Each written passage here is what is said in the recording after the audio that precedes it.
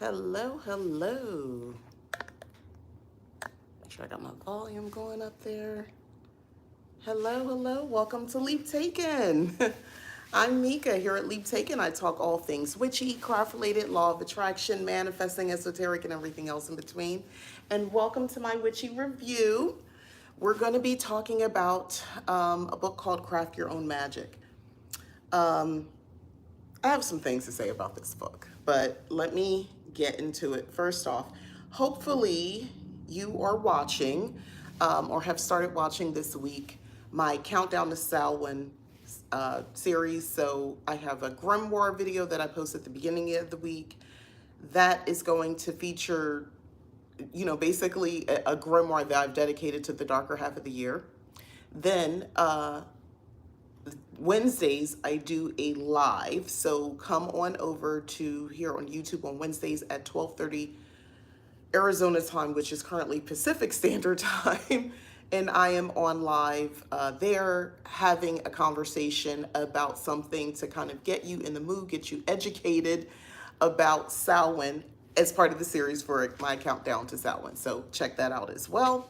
And then, of course, there's just today, Friday, where I'm just continuing my ongoing series of featuring a book, a review of, witchy products, a book or something like that. So this is definitely we're getting into it. Let me go ahead and pull up the book. I'm in the middle of, I'm already reading next week's book, Phantasma. It's a dark romance.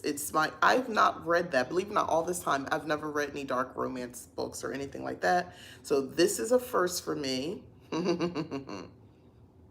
Spicy level 3, I saw from the reviews. I haven't gotten anything quite spicy yet, so I don't know. But anyway, this is the book that I'm talking about today. Craft Your Own Magic by Cassie Yule. That's how you pronounce her name, by the way, Yule. Let me pull this up. Anyway, forgive me, y'all. I'm just trying to make sure I can see any chats that come up while I'm talking. So, the book. Okay, spoiler, I didn't love the book. At first, I thought maybe it was me. You ever read a book and you're you're just losing interest the more you read it, and you're struggling to understand what the heck these people are talking about? It's just not registering. Like I'm reading the words and I understand, but I'm not like, what is the point of this? Why is she going on and on about it? Let me see. Hey, what's your name? I need to know what I'll be screaming tonight. Hey, oh, okay, all right now. Watch out now. I literally introduced myself already, so you already have access to my name. I said my name was Mika, but wow, that's quite a saying. That's saying a lot. Anyway. Oh, I don't know why I put that there. I ain't gonna be able to see. I put it down here so I can see the comments. All right, so there's just no right way for me to do this, is there? We'll see. Anyway, hey, craft your own magic. Okay, so I have some things that I bookmarked. I want to tell you this about this book. It is, I wondered who this book was for. Me, as someone of African descent, majority, me of someone here who was brought to this country, my ancestors were brought to this country against their will. It was refreshing initially to read the book and to see the conversation about, appropriation and, just understanding to give respect. Appropriation versus appreciation. She does a thorough job of explaining those things. And I really, really appreciate her talking about that. And for the first third of the book, I was like, yes, this, more witchy authors need to talk about this. This is something that I want to see discussed. This is something I want to see more often. So I was very grateful that she was willing to talk about those things until we got to halfway through the book. And then I was almost finished the book, and then I'm like, wait, what, girl, why are we still talking about this? Like, I understand, but it felt like as I read this book, she would make a point and then reiterate the point and then summarize the point, but for every point. So it felt like a lot of, that's why I said when I was reading it, I had to reread, like, wait, am I reading the same thing over again? Is this the same information? Anyway, I didn't love it. I'm sorry. I wanted to like this book. I wanted to come on here and tell you guys this is something you need to add. So I'm going to tell you how the book is separated. It's separated into 6 chapters. What is crafting your own magic? That's where she's going to go into a conversation a lot about appropriation and things like that. Chapter 2, Earth, ethics and ancestry. That's where you're going to go into more detail about appropriation and so forth. Chapter 3, air intuition. I understand the overall, I felt like I could have summarized this entire chapter like this. It was a long, it was a lot of info. I'm trying to be kind because as someone who is an inspiring writer, I don't want someone to say what I want to say, which is, I felt like it was a lot of words, but it was unnecessary. It was a lot of words that were unnecessary. It was a lot of, I wouldn't even say it was info dumping. It was just, I felt like it kept reiterating the same point over and over again. And it wasn't refreshing where I was getting some new information or I was getting something. And I realized I've been practicing magic. I've been a practicing witch for a very, very long time. So when I read something, I don't always go through the list. One, I'm hoping I can learn something or hoping I could be refreshed on a topic. Instead, it felt like I was just being told the same information over and over again with a blanket of some other stuff. She explains this is not a book where you're going to find a bunch of spells and rituals laid out for you. You're not going to have all that sort of stuff. It's more about crafting, like in the mind, your spirituality, your own magic. You're putting understanding and thoughts behind it. I think the book does a good job to a lot of these younger white women specifically, and I'm saying, if you read the book, you'll know why I said that. She said that. I didn't say. She's talking about white women, but younger white women who I personally see who come on to, various social media platforms, and everything from yoga to sage to all of it. To me, all of it. All of these things, I feel like they are just, they sort of co-opted and monetized bits and pieces of indigenous practices. And we all know that. We've seen it before. And she addresses the conversation, can a person of color also be appropriated? Technically, not really, no. And this upsets, I understand, especially the young. Now I say younger. You could be 40 years old, age down for me. That's younger to me, so easy. I'm not talking about just somebody young, like 20, or really anybody for that matter. But I know for these conversations, and it plays out more on TikTok than any place. This upsets a lot of white women. They don't like, not all, obviously, and I'm not going to go back and forth. I mean some, not all. Y'all, you know what I mean. It upsets a lot of white women, I notice, when you say, hey, maybe you can learn about it because it's great to learn about other cultures, but when you get onto a public platform and you put yourself into a position of authority, the first thing that comes to mind is yoga, because she does reference that. She talked about how she had an actual practice of yoga. She was a yogi, I think she referred to, if I remember correctly, but she actually had a business as someone who taught yoga. Why is this one piece doing that? Anyway, taught yoga.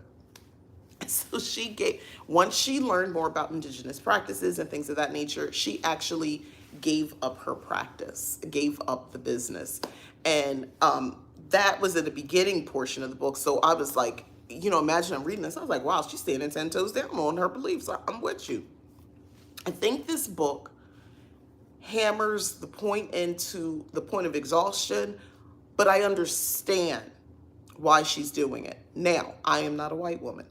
I think this book is for white women. I'm gonna tell you that right now. I think she's intentionally hammering the point because I think she knows her people. I think she knows her audience, and that was her audience. Now, I picked this book up. I was hoping as I continued to read that I could learn something a little bit more. I didn't learn anything new. It's not any new practices or anything else that I can institute into my practice. What I will be, what I can be very kind and say is that reading this book, once I, parsed out what the purpose of each chapter and where she was going, once I kind of got on board with what she was talking about, it reinforced the way I do things, the way I mentor others to do things on how to build a tradition, your own practice of witchcraft, because it is a practice, and the emphasis is on the word practice. Practice is doing. And it did make me think about, reading this book made me think about how we're in a space right now where a lot of people don't want to do. I don't create spells for people and sell them. I don't do spell work for people. If you go to my website, leaptaken.com, I don't offer spells. I don't offer to perform a spell or ritual for my clients. I don't do that because what I'm purposely selling, what I'm trying to get you on board with, is the idea that you can do your own spell, and I can help you. And I can help you with the confidence. I can help you with making sure that what you're doing actually is successful and effective. Why am I pushing this? Because ultimately, I guess I believe in that quote from Practical Magic, there's a little witch in all of us. I really do believe it. I do believe that we all have the abilities to conjure magic, to make magic. I do believe we really do. And I think that some of us have stronger, are stronger in some areas, not because, maybe inherently, I don't know. I don't want to get into that. Maybe inherently, but also, let me pull that up. Also, because some of us really worked on that. It's a skill that we honed, and I think that you can hone it, being psychic. Some people have natural abilities to connect with that type of, to connect with that energy of connecting, being psychic and things like that. Just like mediumship, which is not necessarily the same as being psychic. Some people, it was like that, whether they worked on it or not, that it was in the same way. Some people are better at doing hair. Could we all go to hair school and learn? Yes, but there's going to be some people who just can execute better than others. And you could be trying your whole life and you never, will be at the level that this other person is. You'll be great, but not to the level that, and that's okay. But meanwhile, you have these other abilities that are in the forefront that you don't have to work as hard, and you just make it happen. For me, one of the things that I know I've become excellent at is casting spells, successful spells. And it's something I worked at. Was it always there on some way? Yeah, I do think it was something that was always there. I do think the magic was always in the forefront for me to be able to actually cast spells. Because before I called myself a witch, before I really understood anything about witchcraft or even connected to that type of energy, I was able to cast spells. And I talk about a lot of this, especially early on in this channel. I would talk about, hearing a little voice. There we go. Hearing a voice, hearing, messages and things like that. Hearing, I don't know. I thought it was a voice guidance. It would sometimes sound like my mom. A voice might like my mom who's very much alive.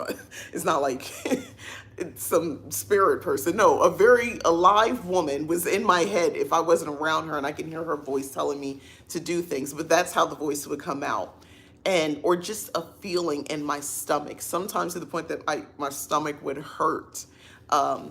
And once those were triggers for me, and then once I got the trigger, I would say the thing in my head. And when I say the thing, because it wasn't something I was doing intentionally, it would be like, even like, oh, I hope they don't see me so I can leave. I hope they don't see me. Don't let them see. Don't let them see. Things like that. I'd be repeating that. And then I would be able to, that would work. Or let them pick me, let them pick me, let them say my name, let me be next, or something like that. And that would work. Things like that would happen to me. I didn't realize, and I would be like, oh, that was fun. Of course I was, aware of popular media about witches and stuff like that. And it would be fun as a thought, but I never really thought that deeply into it, because that was, on TV or the movies, it was make believe or something I read in a book.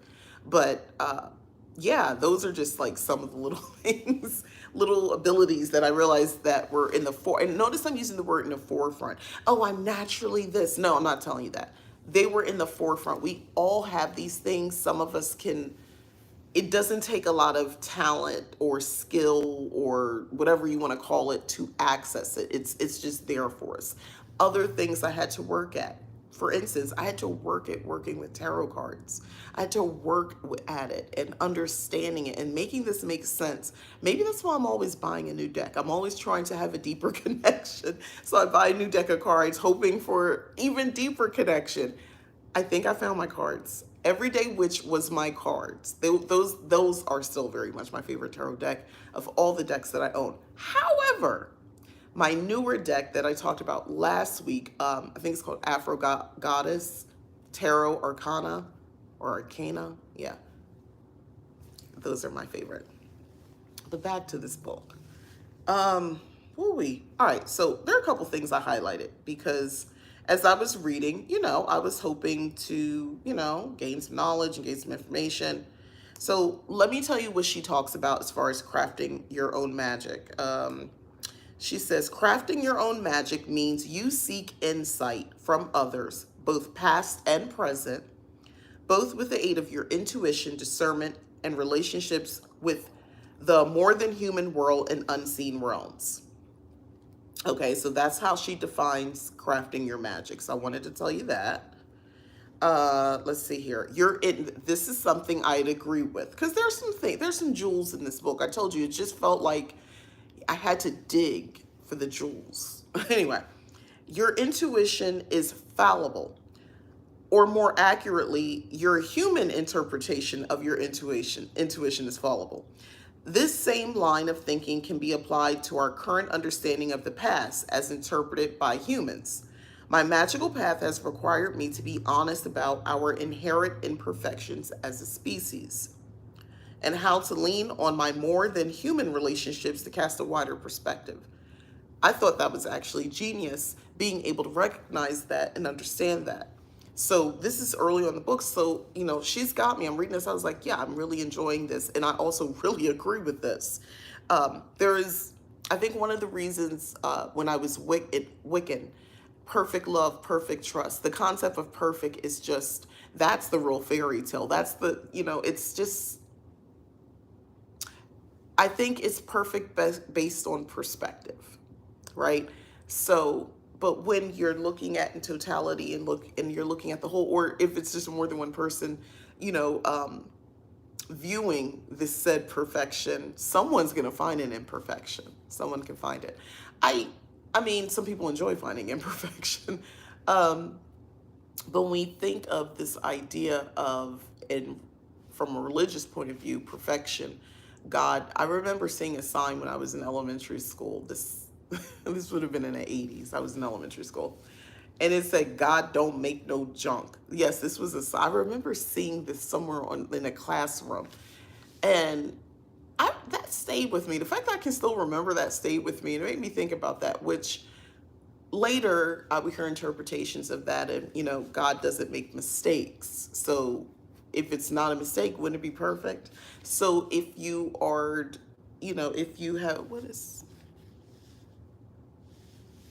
I'm sorry, I'm getting a message. It threw me off. Anyway, but if you, if you're not imperfect, then you would be perfect, and God's creations would be perfect.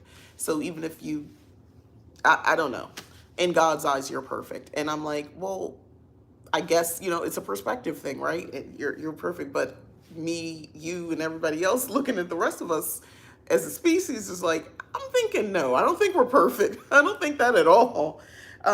Anyway, it just stood out to me when she said that.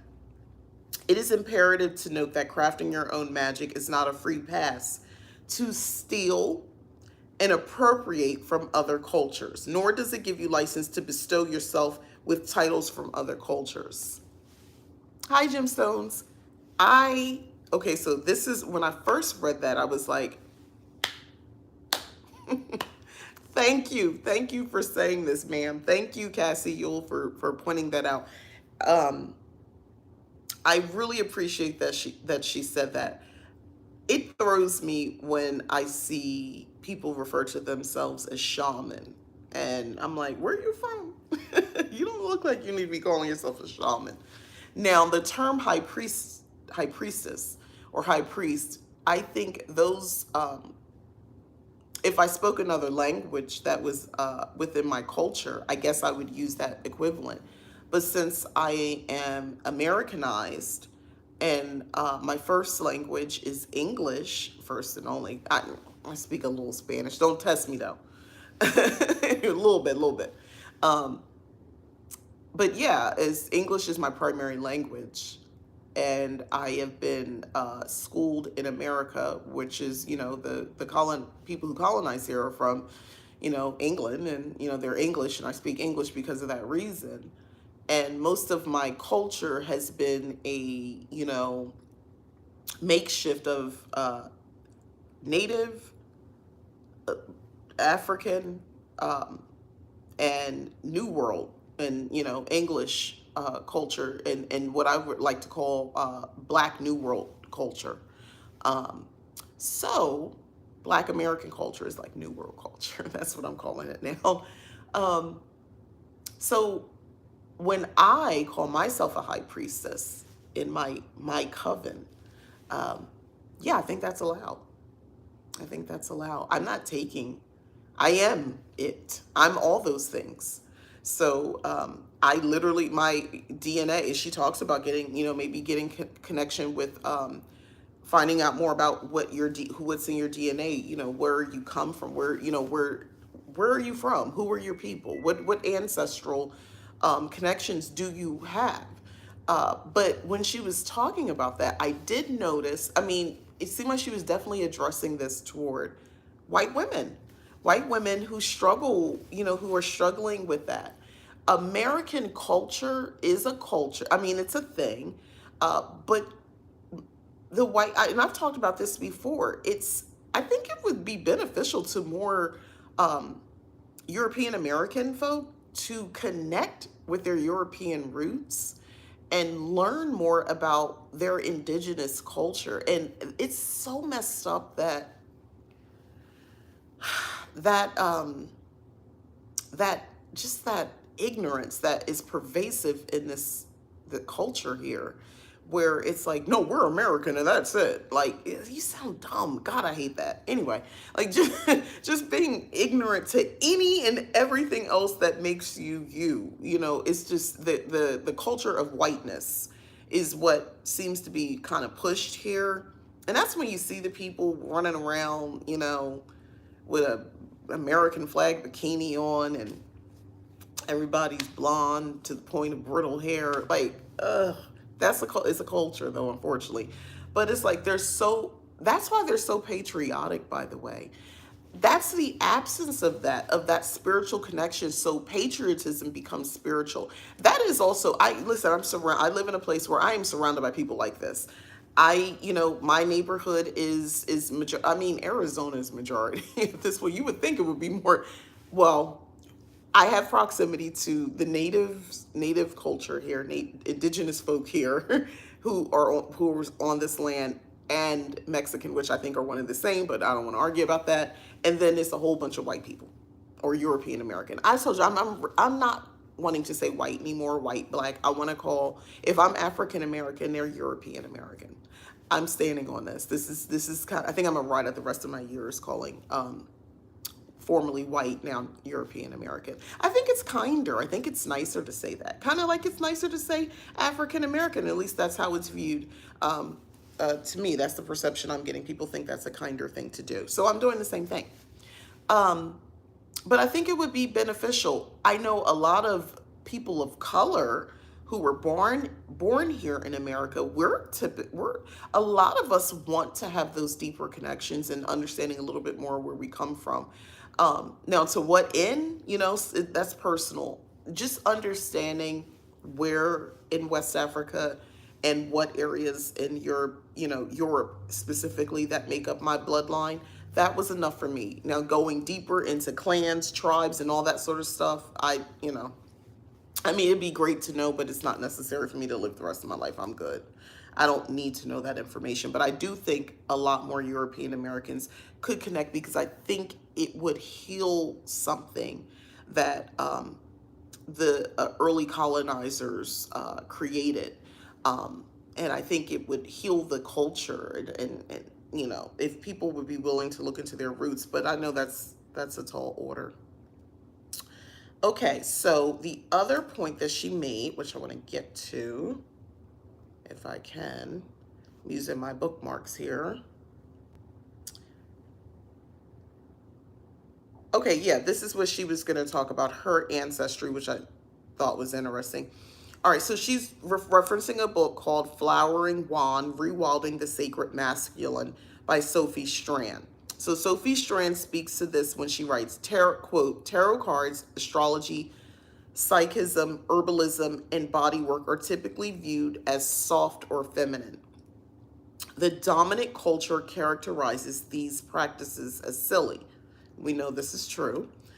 But it is important to remember that this is only because the centuries-long Inquisition managed to eradicate whole populations of alternative healers and intuitive. It's easier to make fun of witches when all of the witches are dead. You've got the book? Okay.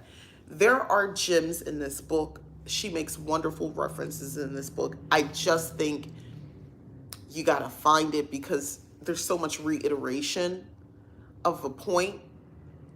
It's hard to really get into the book. I finished the book. I read it. It was hard. It was hard for me. I was like, wait, am I reading the same thing? She was losing me, but I would go back and reread, and I just highlighted the points that came up to me. Like I said, there were gems. It was just, and I also think this book is really for European Americans, specifically. She, not necessarily women, but I do think that's who it's for. Seriously. Her mother, Perdita Strand, wrote The Way of the Rose, which reclaims, the goddess tradition. Oh, really? Okay. I think it would resonate more with a European American than with me. I liked it, but I think this was a conversation. This book was a conversation to them. I really do. And a needed one, but I think that's why she kept reiterating, because I think she knows her audience. I really do. Yeah, but I was able to find some things that resonated with me on what I already think. That, in my ancestry, rooted in various countries throughout Northern Europe, most of the original magical practices were passed down orally. When they were recorded, Christian monks often observed the practices from the outside. This is not an uncommon story for magical and spiritual practices in other cultures too. For these reasons, it's my opinion that while it's important to understand the magical history of your ancestors, doing so through a lens of curiosity rather than fact can be liberating. You haven't read it yet? Oh, okay. So she's making these points. I'm in agreement with her about this. Again, it's echoing my own thoughts about this and why I think it's important. I love that she's making this connection to the monks who would look into Northern Europe, in her ancestral line of, magic being practiced in Northern Europe, and how the Christian monks would have this outside view and then write things down. And people took from that and said, oh, that's fact. When we know in 2024, and these years leading up to, it was still happening on that level, except, we're in a different time and people are speaking as if things are fact when they look in. One of the things I think is hoodoo. So I believe this month is Hoodoo Heritage Month. Um, and because of this looking in and, taking note and making books about hoodoo, if you go on Amazon and you try to find a hoodoo book or something like that, the number of authors who are non-black would astonish you. It's really interesting to see that. Um, and so that leaves us, so for someone who didn't have, mother, grandmother, auntie, showing them and teaching them, but they have an actual pool and they know they want to understand as a Black American person, they want to learn about hoodoo and they want to practice hoodoo. So where do you go? How do you learn? If you want to read a book, if you're comfortable reading a book about it, and you go on Amazon or any other place and you try to look for it, and you see all these people who first of all, it's regurgitated information because they're all taken from the same book and just copying the same information. You're not even getting any relevant information. That's one. But they're on the outside looking in, and they're just repeating it over and over again. So the men took notes, published their opinions as facts without having any work. Correct. Correct. But we're having this still happen today. But one of the things that happens with that is once something becomes fact, now the indigenous folk, the people who started said thing, because there's a disconnection. So, and she talks about severance, by the way. I'm using the term disconnection as severance. A severance from your cultural practices, including the magic that your ancestral culture practiced. Because there's a severance of that, you now have to go on Amazon and buy a book and try to find out about it. And because the facts are out there, now you're getting this whitewashed version of something that, it's made up. It's not even real. One of my coven sisters has pointed out that there is a connection with, in hoodoo, there's a lot of witchcraft, Wicca, in a lot of the people who were outwardly talking about, hoodoo on YouTube, Instagram, and so forth, TikTok. And they're all coming across like, we'll use a purple candle for this. You wouldn't be using a purple candle. Where would you be getting a purple candle from if you're doing and they say they're traditional hoodoo practitioners. You wouldn't have had access to a purple candle. But anyway, I digress. You wouldn't, but that's how effed up it gets. And I love her conversation on severance, on that disconnect and what happens, because now we have a space where, and I've talked about this before, African traditional religious systems or spiritual systems. Me being a Black American woman, if I want to become initiated, I want to be in touch with the Orishas. I want to find out who's my head. I want, or any of this, or I want to be initiated into a voodoo house or something like that. Do you know how many people I got to go through to figure out who's real? Then the money involved. That's so not okay. I hate that for us. I hate that for me. I mean, not that I want to be initiated, but that pisses me off that people do that. You be using what you had available. Exactly. I'd be using what I had available. Kind of like what I've done with my practice now. I use what I have available. I my intuition. She talks about that as well in this book. I read it about crafting your own magic. As part of that is really connecting. You have to understand your intuition. Your intuitiveness. You have to be in connection with. You have to learn to trust yourself. She talked about discernment. These are things that I talk about building your magical system that I mentor about. because a lot of it starts with honing your ability to trust yourself, meaning trust that you can guide yourself, that the voice you hear, the whispers that you hear are not trying to hurt you, and to distinguish between, or am I having some sort of mental health crisis, or is this really spirit talking to me? And coming and understanding there's a difference, which is not taught in those Abrahamic religions, which is why people are having a spiritual psychosis. That is not, it is, your ego, your shadow self, the voices left over from your high school bully, your mother, the man that beat on you, all those voices that you never processed and dealt with, that you've held on to, right? Those speak to them, and but the whole religion is based in fear, so why am I going into that? Anyway, moving on. You know how I feel. um Listen to this quote. I found relying solely on history or the experiences of others as a foundation for my magical practice creates far too many opportunities to let patriarchy, white supremacy, and colonialism dictate my magic. Now, facts. Facts. I highlight that point for a very reason. That's so cool that you do that as a service. Yes, that's my mentoring program. I'm actually working on this weekend, making it my website essentially, and so there's a little bit more understanding, and also I've honed some things and made some things better and services, so I'm going to break it down a little bit more because I don't think I'm very forthcoming on my website about what it is that I'm doing. So that, look, next week you'll see some updates if you want to check that out. But yeah, that is, I help build your magical practice, live a magical lifestyle. That is something that's very personal and dear to me, because I would have loved someone to have done that, help me with that, to guide me in that way, not to teach me what they do, but to take time to understand me and help me build a practice that I don't walk away from, because I got bored, or because life got too busy, or because life got too sad.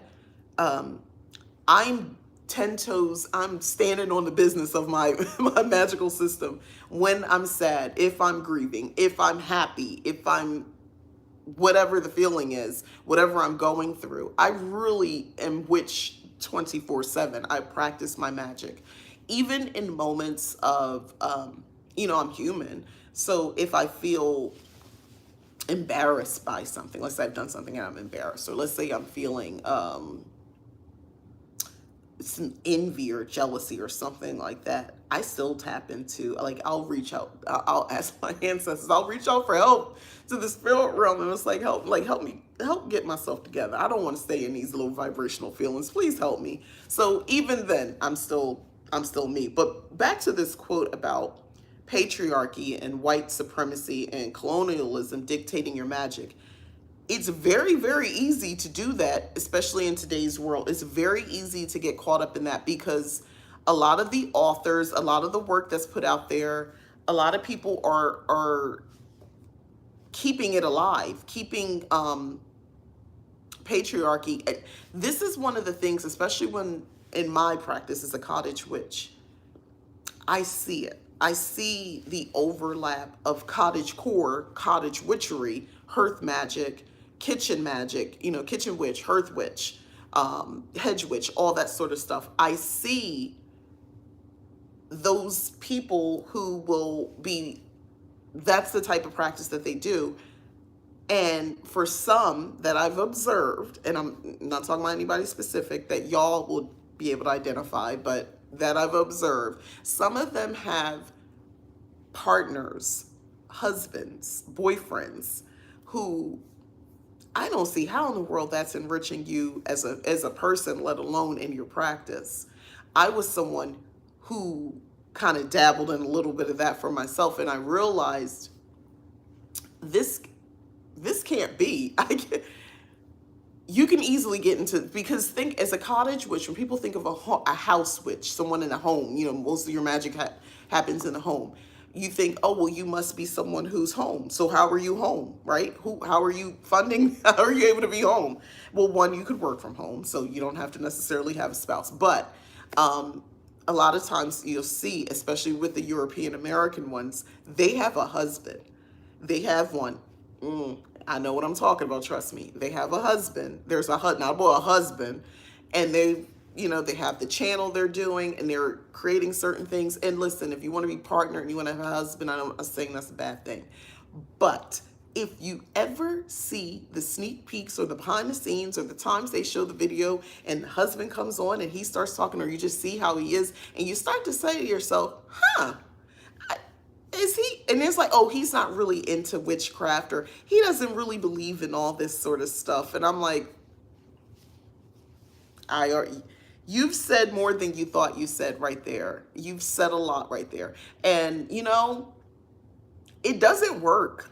So we make it work. It's okay that it's so different. It's okay because you stifle it. That's patriarchy right there. You stifle it. You only allow yourself to be in your full witchiness and your full, because to be a witch is to be powerful. And that's why that's why they wanted to burn you and they wanted to get rid of us. They didn't like that. Women, especially women together. So you'll find these women, they can do it, but if it's bringing in money and it's a business, okay, maybe you're okay for that. If it's keeping you occupied and busy and that's okay. A lot of these men will look at these women, they're still doing their childish things, and that's okay. I don't know. I'm just not comfortable with someone thinking of me that way. I've gotten too old now. I don't want to be seen as childlike. See me in all of my womanness. Now, to be in my womanness is to do some things that might be considered childlike, but I'm very much full woman, full witch. And I don't need to be dictated to. I don't want to hide anything. And I also don't want to do that condescending thing where someone is saying, oh, well, if you like it, I love it. No. No. I don't, just like I can't deal with in real life friends who are Christians. You can't be my friend and being Christian. You can be an acquaintance. You could be someone that I know. You could be someone that is like a friend, but we're never going to get that close, because remember, I'm a witch 24/7. I can't, and you being a Christian 24/7, that's not going to go together. In my lowest, you're going to go to what you think is helpful to me. In my lowest, whatever I'm feeling, lowest doesn't mean sad. It could be sad and angry 9 times out of 10 with me. I'm going to dip into my magic bag, and some might be happening. So I might do something. That's my point. So if that's the case, if you're my friend, you know this about me. I'm friends. I have a very small Cheerio type circle, my coven, and that's in some other choice people, but that's about it. I don't have a lot of what I call friends. I don't use the words friends easily. That's so and so from there. I know them from there. That's how I'll explain you. Oh, I know her from, we used to work together. That was my coworker. That was my friend at work. But anyway, tangent over about that. But I do believe there's a lot of witches, especially as they get older. They have these men in their life who are technically anti. Maybe they don't argue about it, but they know those guys are not really they don't believe in what they believe in. And once upon a time, I really thought, well, opposites attract, and that's okay, as long as they're respectful, that's fine. I mean, that's like that for an acquaintance, somebody I'm building a life with.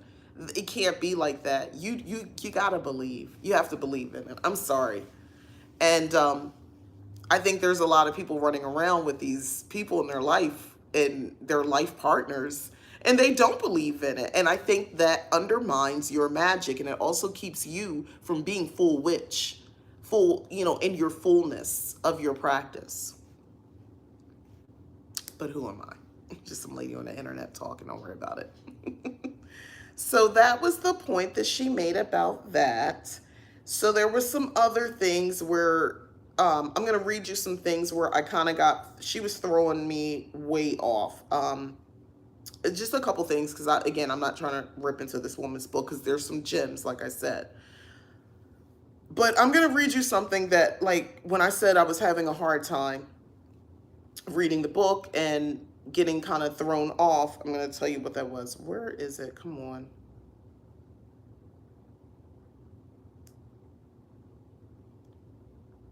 The Kindle app is being weird. I clicked on the quote and then it took me someplace else.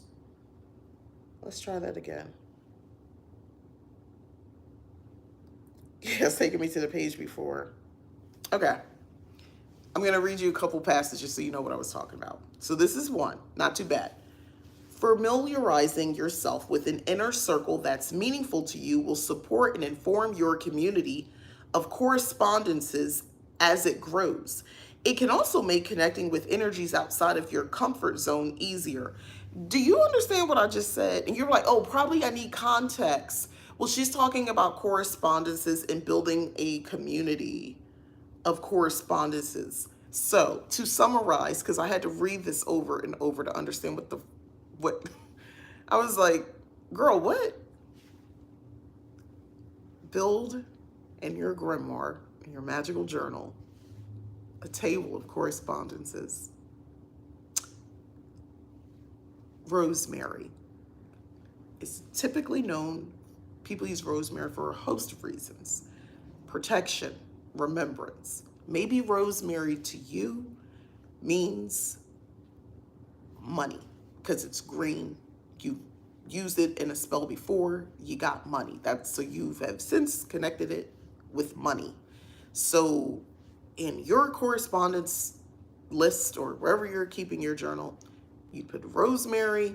You might put what it's known for by the masses, or you could just put money. Using rosemary is money, it's wealth, it's prosperity. That whole chapter and everything I just said is what she's talking about. This is what I meant. She got me turned around with that, and I was going a little crazy. Listen, this is another one, because you're probably like, Mika, maybe it's just you. When crafting your inner circle, starting with a smaller set of energies is ideal. For example, the phases of the moon, times of day, elements, zodiac signs, colors, numbers, energy centers, sometimes called chakras, are seasons, all make wonderful starting places, but you might think of others. Beginning with the hundreds of types of crystals or species of plants could lend itself to a confusing inner circle. You would essentially be starting with the micro and working your way out to the macro or larger overarching themes of energy. It's possible this approach might appeal to you. If not, don't worry, you can lean into all of your energetic relationships as you expand your community of correspondences, which we'll get to soon. Do y'all know what I'm talking about? We are in a chapter. Now, I gave you a preview of a quick summarization. Correspondences, everything from crystals, herbs, days of the week, times, you have your correspondence to it. 12 p.m. Okay, if it's 12 a.m. at night, that's my witching hour. I stay up till 12 a.m. That I do my full moon rituals at 12 a.m. because that is the hour for me. Waffle pompous writing, exactly. I highlighted this particular paragraph for a reason because I was like, am I tripping? It was in the daytime because most times I read like in the evening. I'm not on social media.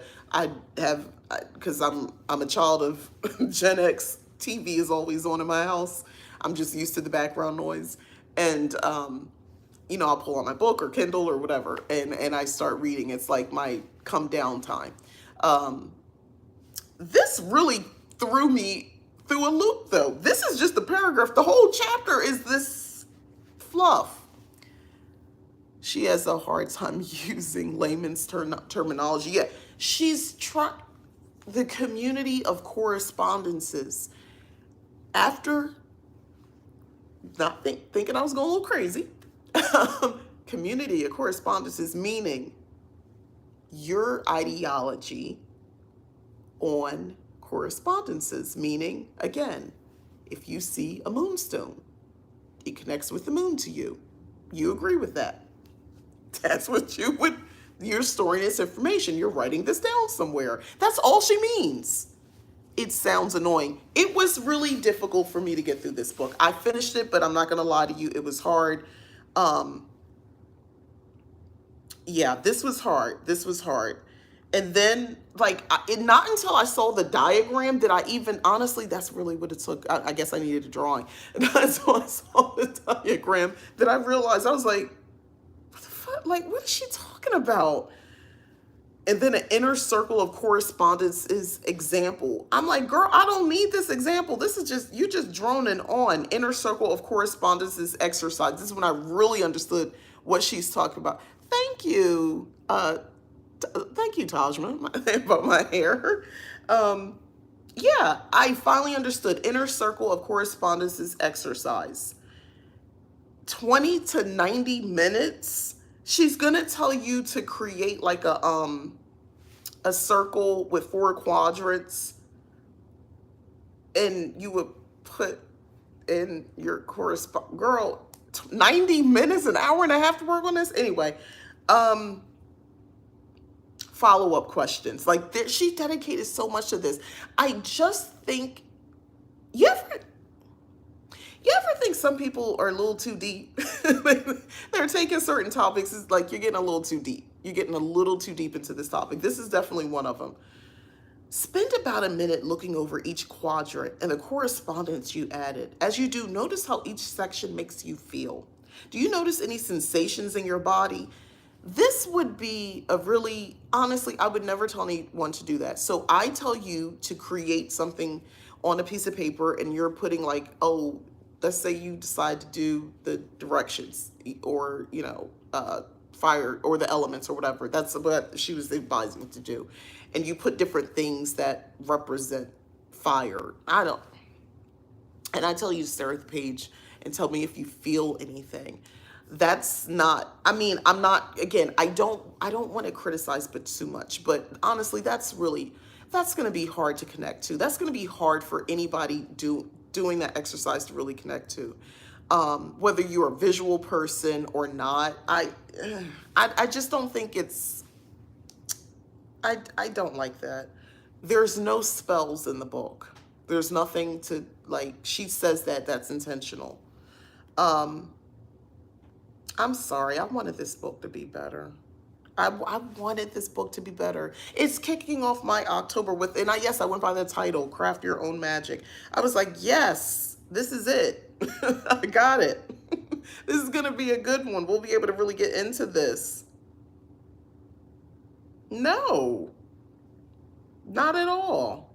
Anyway, so she goes on, like, as it goes on in the book, she talks about cyclical magic. I kind of like that a little bit. I did something she wrote here. Limiting outside distractions such as social media as you are able can be helpful during this phase. One of the phases she's talking about. It's a time to keep your energy clear, open, and receptive to sifting through the sometimes softer and quieter energies around you. So, like, again, it wasn't anything like, yeah, reduce your distractions and stuff like that. Yeah, that's it, y'all. That's the book. I'm sorry. I wanted this book to be good. And if, it's hit or miss, right? You hope, I hope. I read it. This is my energy, my time. But this is the book, Craft Your Own Magic. Reawaken your intuition, understand magical correspondences, and create meaningful personal practice is the name of the book. I think this book was written from one European American to another. I don't think this book resonates with me very much because I am not majority European American. I think that's why. Maybe and also her writing style is also the main reason why, but I also don't think there wasn't a lot of information that I could really do anything with or work with.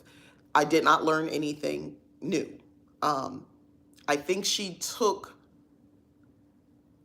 way too many words to make a point and then reiterated it beyond that point to the point that I didn't want to read the rest of the book.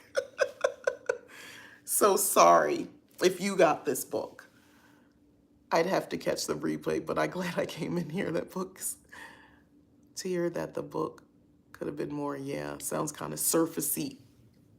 She was trying to take surfacey things and make it deep.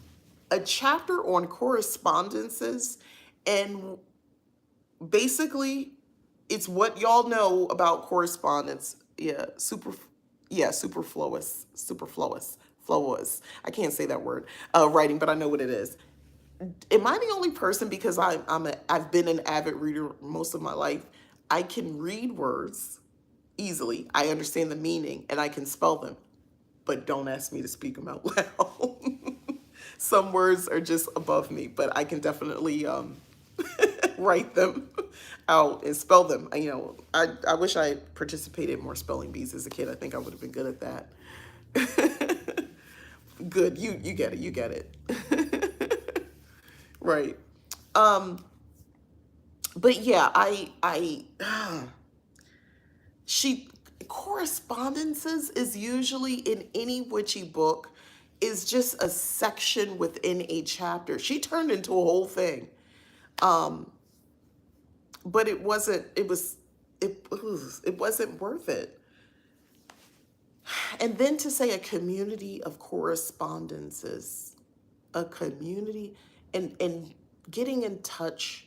Like I get it, but I just think it was too much information, too many words to explain that.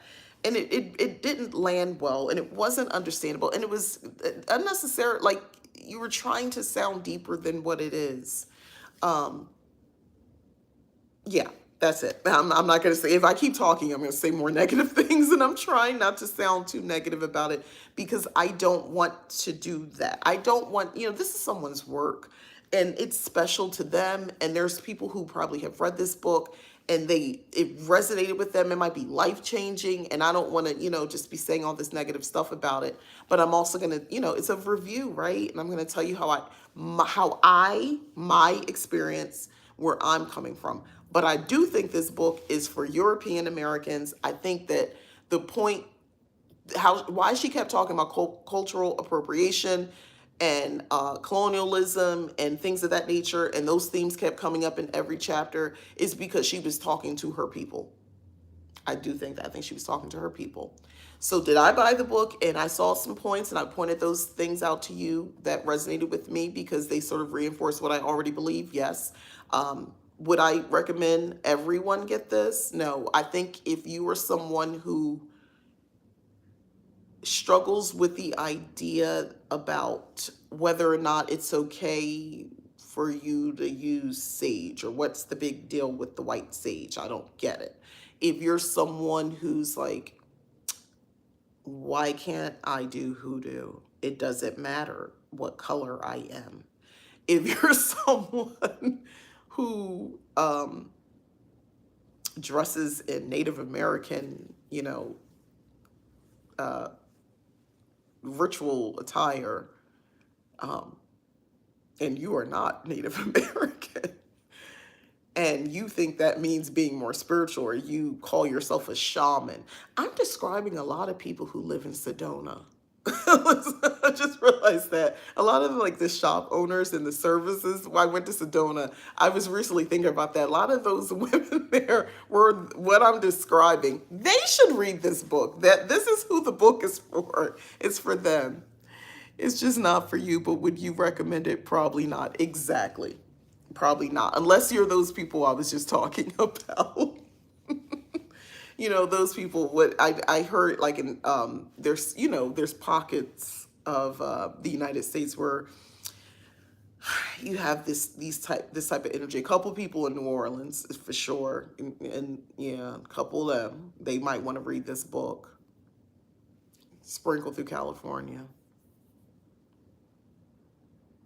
down south in general.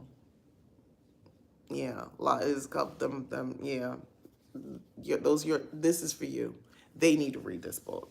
Those particular European Americans who they don't see the difference. I don't see color. those types of people will never buy this book. I know they don't seem to care enough to change the way. No, no, no. Because she goes hard on them. She's like she's reiterating the point to them, but they will never read it, and that's who the book is for. That's why I understand she's talking about correspondences and things like that, because it's like easy before you start trying to, take from somebody else's culture, and then, like, I understand it, but like, yeah, it was a bit much for me. But you know what?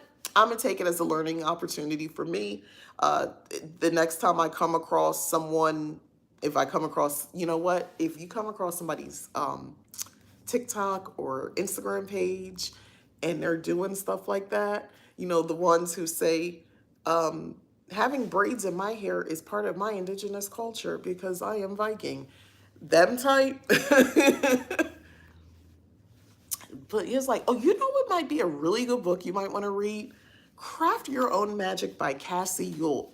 I think you might really connect with that book. I think you should really read that book. It really ties into what you're talking about here. That's what I'll be doing from now on. It would be better to seek out the natural herbs that grow around you. It would be, yes. Now, there's something to be said for it because, we move now as humans. We move about this planet more than we did in the past.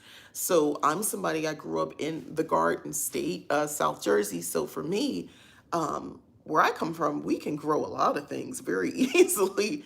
Most of the people, my mom, my BFF back there, my some family members, they can grow things very easily. Like it's rich soil. That's why they call it the Garden State. It's really easy to grow things there.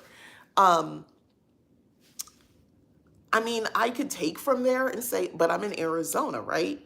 So it's harder to grow those things. I don't want to lose my connection to that and to the land that I was raised on and I grew up on.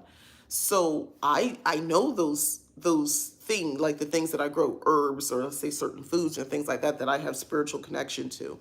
Um, I will use them here, and if I have to pay someone else for dried herbs, right? Or, fruits and things like that, if I go to the store and buy them, but they came from this other land, I think that's okay too, but I'm using them spiritually, but I do have a connection to it. Even though where I'm currently residing, that's just not going to be possible necessarily for me to grow it. Yeah, I would love to I mean, it is a moving target with me and this land and trying to figure out how to grow. I had a container garden. Well, I mean, technically it's still there. There's nothing growing. I think my last attempt was last year, and I destroyed everything, the seedlings, everything. Between the hot sun, even though I found shade and I tried to figure that out, what I forgot to account for is that the hose outside.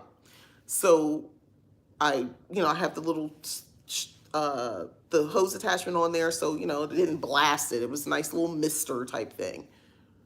But it was boiling hot water that came out of it. It was so hot.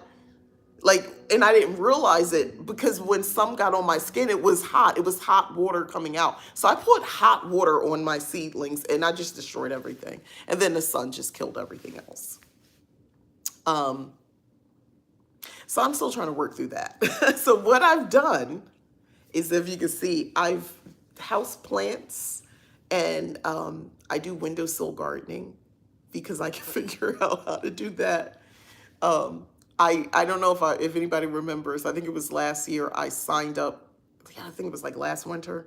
I signed up for this virtual class. It's somebody locally here in Arizona, but they did a virtual class where it was a guy and he was going to talk about how to forage here and like certain areas that's accessible to me. So I was so excited for this class, and I'm sitting there, got my snacks, and I'm sitting out at my dining table, got my notebook, I'm ready. And he puts his presentation on, and it got real racist real quick, and I disconnected from it. What? I don't know. I gotta find somebody else though. I'm looking for, if anybody knows in the general Phoenix area, someone who's doing like foraging, because I would like to learn. I love learning about this sort of stuff. You know, I think at my library, I think I saw some books before and I made a mental note. I never went back. I think there's like something like local stuff, like local authors. I probably would do better reading those books, and they usually like the authors are local and they usually like are affiliated with something. I'll probably just do that because only I would try to find a foraging group, and what does that have to do with racism? But and then they doubled down on it, yeah, and brought their mom in and went further. That was a weird session, but anyway, I digress. I am all set though with the book. Thank you so much for watching and for interacting. If you're into the book, get the book. But again, this is not something normally I always say you need to add it to your Witchy library. Maybe not this one. But I will be back next Friday with a steamy book. A very steamy book. My first time reading dark romance. It's the kind of book, dark fantasy romance. I don't usually read fantasy, also, by the way, but so I'm out of my comfort zone. But you know, it's scary, it's spooky season, so you know they tell you, you know it's gonna get good when the first pages is either like a map or some sort of hierarchy. So in this one, it's not a map, but it's a hierarchy, devil kings and so forth. And I was like, all right, I'm in. I'm in. Mortal beings, non-mortal magical beings. Witches are non-mortal, by the way, in this canon of this book. So yeah, yeah. Um, necromancers, like yeah, I'm in. I'm in. So yeah, I'm in. So anyway, I will be back with that review. If you want to read that with me, in the which video? I didn't put it in this one, but in my video where I'm making an announcement about every damn, I can't even think of it. Oh God, what was it? Last Wednesday's video. Sorry. I have a list in the description of the books that I'm reading for this month. So going forward, that's going to be my new thing. At the end of the month, I will tell you all the books that I plan on reviewing for the next month. So if you want to read along, and I'm still my witchy review, but if you've read the book or you're reading it, we can talk about it here on the live. It's a secret book club, but it's not really a book club because we're not going to call it a book club because it's still just my witchy review. All right. All right. So thank you again for watching. Don't forget to like, subscribe, share all that YouTube stuff. It really helps my channel. Hit the join button to join Leap Taken membership. That really supports the channel. But you get exclusive member only video. And this month, it's going to be a really good one because you get the monthly tarot readings. And that's for just our small little group. So it's a group reading, but it's just for us. And then I always do a spell or ritual. And it's a thing where I take one of the mini books that I've owned on spell books, or I'll take a movie or something like that, and something that's popularly known or you can access, and I'll actually do the spell on video and come back with updates. Then I do additional videos and things like that in between just for the members. So you can check that out as well. Head over to also, they get a huge discount at my website, leaptaken.com. So head over to the website and check that out. Leaptaken.com. I offer services. They're like tarot readings, things of that. I have a mentorship program. There's 2 different levels depending on where you fit. You can go ahead and check that out as well. I offer monthly moon readings. That's a subscription.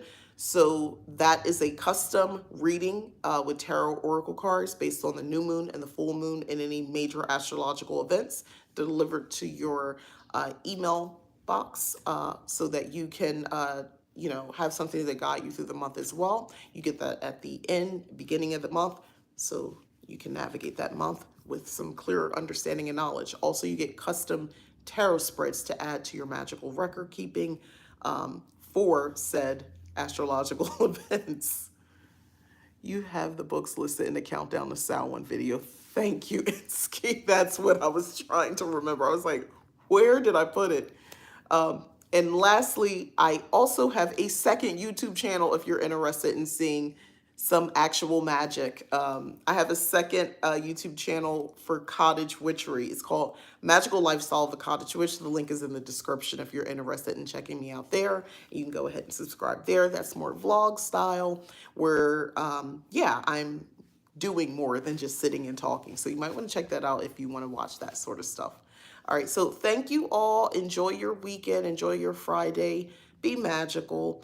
And check out my Countdown to Samhain series. Yeah. And check out my new intro on Monday. I did it for last Monday. It's spooky. So check that out too. All right, I'm done. All right, bye.